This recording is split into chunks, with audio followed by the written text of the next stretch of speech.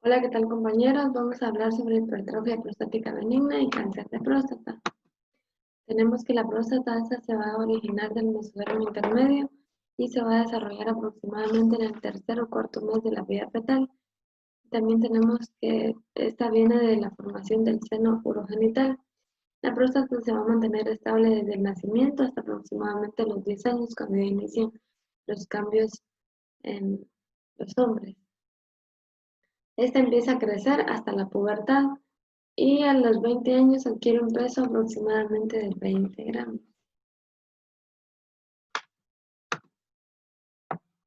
Tenemos que el seno urogenital es el encargado de formar el utrículo prostático, como también el conducto de Müller se encarga de formar el utrículo prostático y los hilatidotestes, mientras que el seno urogenital en las mujeres se va a encargar de la parte de la vagina y el tubérculo de Müller en los hombres del verumontanum, mientras que en las mujeres del himen.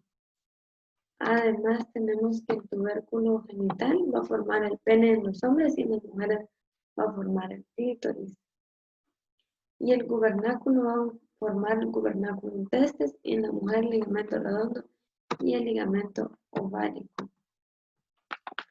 En esta imagen podemos observar que en la semana 5 ya se empieza a formar la yema ureteral, mientras que en la semana 7 ya está la formación de los uréteres, tubérculo de Müller.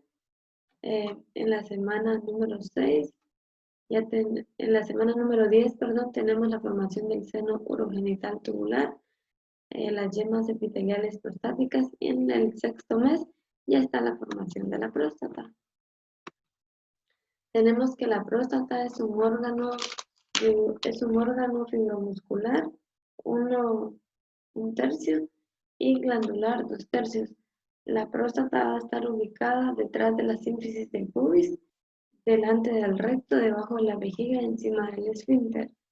Tiene un peso aproximadamente de 18 a 20 gramos y tiene un diámetro transversal que mide 4 centímetros, horizontal 3 centímetros, antero-posterior 2 centímetros, y va a estar sostenida por un ligamento llamado pubo prostático y por debajo del diafragma urogenital. La próstata va a estar conformada por una base y una vértice. La base va a estar relacionada con el cuello de la vejiga, mientras que el vértice va a estar en contacto con la cara superior del esfínter ureteral. Y las caras de la próstata tiene 4, que es la superior, anterior, posterior, inferolateral. La superior es la más extensa y va a estar relacionada con la vejiga. La posterior con la cara anterior del recto y la inferolateral con los bordes internos de los músculos elevadores del ano y los plexos vesicales. Aquí tenemos en esta imagen podemos observar las zonas. La zona de transición es el lugar más común donde da origen a la hipertrofia prostática benigna. Y tenemos en la imagen inferior que tenemos la zona central, la zona fibromuscular, la zona periférica, que esta va a ser súper importante, la zona de glandular periuretral y la zona de transición. La próstata va a estar fijada por una celda prostática, por la aponeurosis prostatoperitoneal, aponeurosis perineal media y ligamentos pubovesicales. La irrigación de la próstata está dada por la arteria vesical, que es la rama de la arteria hipogástrica, por las arterias ureterales en la región anterior y la arteria capsular en la región posterolateral. Y el drenaje venoso está dado por las venas dorsales profundas del pene y la vena hipogástrica a través de la vena vesical inferior. La inervación está dada por el plexo hipogástrico y tenemos 4 cadenas de drenaje linfático, que es la cadena ilíaca interna, la cadena ilíaca externa, las cadenas presacras y los ganglios obturadores. Ahora empezamos a hablar de la hipertrofia prostática benigna, que no es más que el crecimiento anormal de la próstata. Vamos a empezar a definir qué es hiperplasia y qué es hipertrofia. Hiperplasia no es más que el incremento del número de las células, como podemos ver aquí, incrementa el número de las células y llega a formar cáncer. Y la hipertrofia es el aumento del tamaño de las células. La hipertrofia prostática benigna es la neoplasia benigna más frecuente en los varones. Su etiología va a ser muy diversa. Como principal factor tenemos la edad, en hombres mayores de 40 años, antecedentes familiares que sea de primer grado, padre, hermanos, abuelos, tenemos genética y alteración hormonal. Aquí tenemos que esta se va a deber a la testosterona, que esta es por la B-alfa reductasa, que es la forma, que esta va a tener una forma activada que se va a llamar dihidrotestosterona. Entonces esta forma se va a encargar, esta enzima se va a encargar de activar a la testosterona, que es la enzima 5-alfa reductasa. Y también tenemos otra teoría que es por los estrógenos. Al mayor aumento de estrógenos, aumento el tamaño de la próstata. Tenemos tres fases en esta. La fase de compensación, donde el paciente no presenta síntomas ni signos, sino que la vejiga por medio del músculo detrusor se va a encargar de compensar y el paciente no va a presentar ninguna molestia. En la fase clínica ya tenemos los síntomas obstructivos y los síntomas irritativos. Los síntomas obstructivos van a ser disminución del chorro de la micción, dificultad en el inicio de la micción, chorro intermitente, que el paciente va a ir a orinar y se va a quedar con sensación de tener más orina y no va a poder expulsar toda la orina y se va a quedar goteando. Y los síntomas irritativos es cuando el paciente puede tener poliaquiuria, nicturia, urgencia miccional, incontinencia urinaria, donde el paciente ya no va a poder contener la orina, se pueden mojar los pantalones. Y la fase de descompensación es cuando el músculo detrusor ya no tiene la función de compensar, sino que se descompensa total y esta va a ejercer una presión en la uretra, lo cual nos puede llevar a una insuficiencia postrenal. Aquí tenemos que la hipertrofia prostática benigna se da un crecimiento anormal de la glándula, del epitelio glandular, del estroma y del músculo. El diagnóstico de esto se va a llevar por medio de tacto rectal, que lo que vamos a evaluar en el tacto rectal va a ser el tamaño de la próstata, si está pequeño, si está grande, la consistencia, si está suave, si está dura, si el paciente presenta dolor o no presenta dolor a la palpación, si está caliente o qué temperatura tiene, si es suave o si es elástica. También tenemos que el flujo miccional sí se va a evaluar. Si el paciente tiene más de 15 mililitros por segundo, está perfecto. Si el paciente tiene menos de eso, hay que sospechar en una hiperplasia prostática benigna. Y el antígeno prostático específico. El antígeno prostático específico nos va a servir principalmente para cáncer de próstata, pero también nos orienta al pronóstico sobre la hipertrofia, ya que si hay un aumento del antígeno prostático, nos dice que también puede haber un aumento de la glándula prostática. Y la creatinina esta para evaluar la función renal, ya que podemos tener una insuficiencia renal. También podemos solicitar una ecografía de la próstata y una urografía intravenosa. El tratamiento primero debe de ser aliviar los síntomas del paciente. Debemos de comentarle sobre medidas generales, un buen plan educacional al paciente, sobre orinar 2 veces seguidas para que no quede goteando o para que no tenga un chorro intermitente.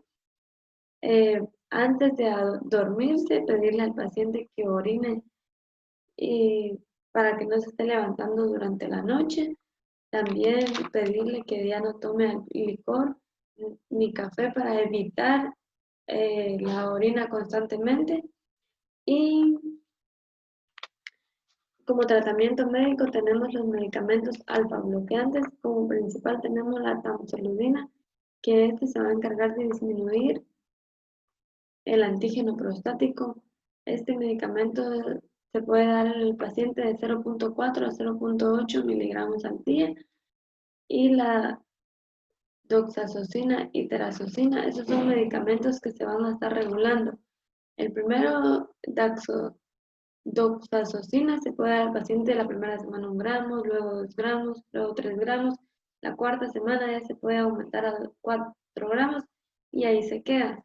Luego tenemos los inhibidores de la 5-alfa reductasa, que tenemos la finasterida y la dutasterida. Este medicamento tiene efectos adversos, los cuales pueden ser impotencia sexual. Antes de darle los medicamentos al paciente, debemos de comentarle los efectos adversos para que éste tenga en cuenta que puede tener alteraciones con su pareja, no disfrutar de su vida plena sexual.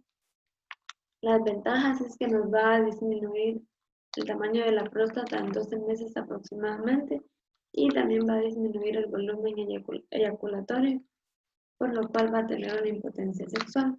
También tenemos los inhibidores de la fosfodiesterasa, que es el tadalafil, que es el más usado.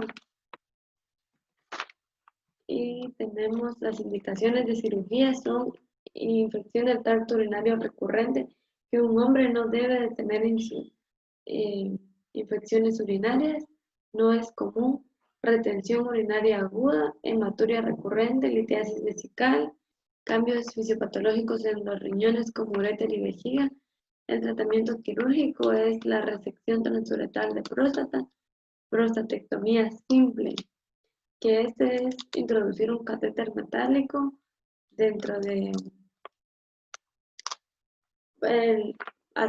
introducir el catéter para llegar a la próstata y raspar, pero sin quitar toda la cápsula, solo sería de manera no radical. Las complicaciones, tenemos la litiasis vesical, y el paciente puede quedarse con insuficiencia renal crónica, azoemia, hematuria, retención urinaria aguda. Ahora vamos a empezar a hablar del cáncer de próstata. La próstata normal, como podemos ver en la imagen, no obstruye el uréter, el paciente no presenta ninguna molestia. En la siguiente imagen podemos ver el cáncer de próstata, donde ya está los uréteres, tiene aumento del tamaño de la glándula.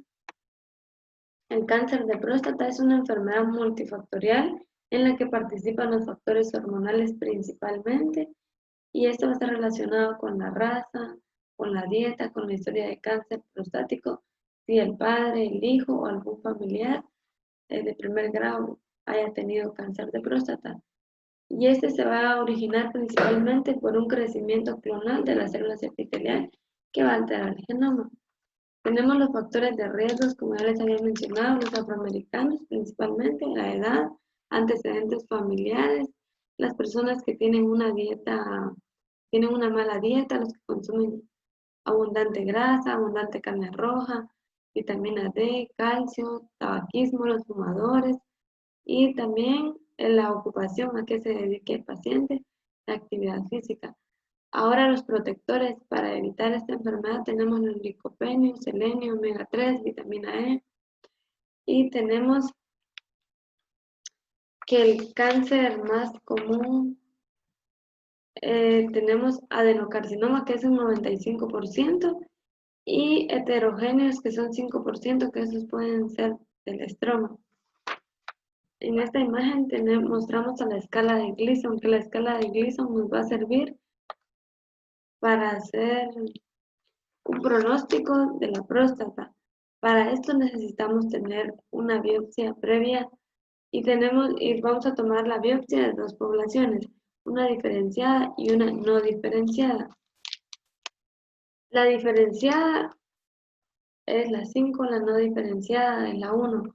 Dependiendo, se hace una sumatoria y dependiendo qué es lo que presente en la biopsia del paciente, así va a ser como se suma. De 2 a 6 es escasa, de 7 a 10 es moderada, de 7, perdón, es moderada, y de 8 a 10 ya es elevado el pronóstico. En esta imagen tenemos que en la región periureteral se da mayormente la hipertrofia prostática benigna, mientras que en la región periférica se da el cáncer. La región periférica es esta, toda donde nos menciona la D, es la región periférica, y aquí es donde mayormente se da el cáncer. Por eso es importante al realizar el tacto rectal palpar el tamaño de la próstata la temperatura, si es suave, si el paciente presenta dolor, porque a la hora de hacer el tacto, de hacer la prueba, lo primero que palpamos es la zona periférica. Y en la zona periureteral tenemos que, es comúnmente que se dé la hipertrofia prostática benigna. El 75% del cáncer se va a dar en la zona periférica, como ya les había mencionado, el 15% en la zona de transición, que es en esta región, y el 10% en la zona central, que es en esta parte. Ahora tenemos que hay una clasificación. La escala de Gleason, esta nos va a servir para pronósticos, dependiendo que si el paciente está entre 1, tiene un pronóstico bajo, si está entre 10 ya es un pronóstico reservado, y esta nos va a servir para estadificar. Decimos que T1 es inaparente, que no podría tener que el paciente, sino que incidentalmente se descubre que el paciente tiene esta patología. T2, T1 es cuando se descubre incidentalmente al realizarle el antígeno prostático, nos damos cuenta que está elevado por medio de la biopsia. Y en T2 tenemos que ya hay 2 lóbulos afectados. Y en T3 tenemos que ya está afectada la cápsula transcapsular y esta también puede invadir las vesículas seminales. Y en T4 tenemos que esto ya hizo metástasis e invadió otros órganos. Esta clasificación TNM nos dice sobre T, tumor, N, metástasis, M, metástasis y N, número de ganglios. Ahora tenemos cómo vamos a definir los ganglios. NX, donde no se puede aislar, N0 donde no, N1 donde sí hay ganglios. Y metástasis, M0 donde no hay metástasis, M1 cuando ya hay metástasis, M1A, ganglios no regionales, M1B, huesos, y M1C a otras partes. Ahora la clínica de este paciente va a estar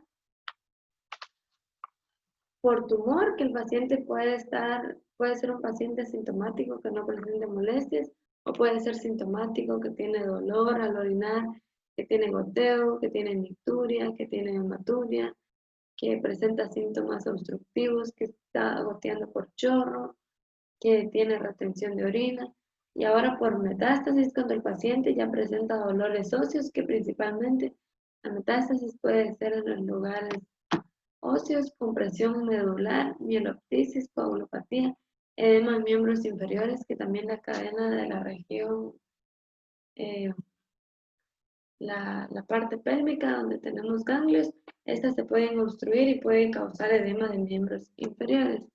Ahora el diagnóstico se va a hacer por un examen rectal, como les había mencionado, tener en cuenta a la hora de hacer el tacto rectal, y el antígeno prostático como marcador tumoral, que se ha demostrado gran utilidad en el diagnóstico temprano. Tenemos dos, el antígeno prostático total y el libre. El total va de 0 a 4 nanogramos por mililitro y el libre va a mayor de 10.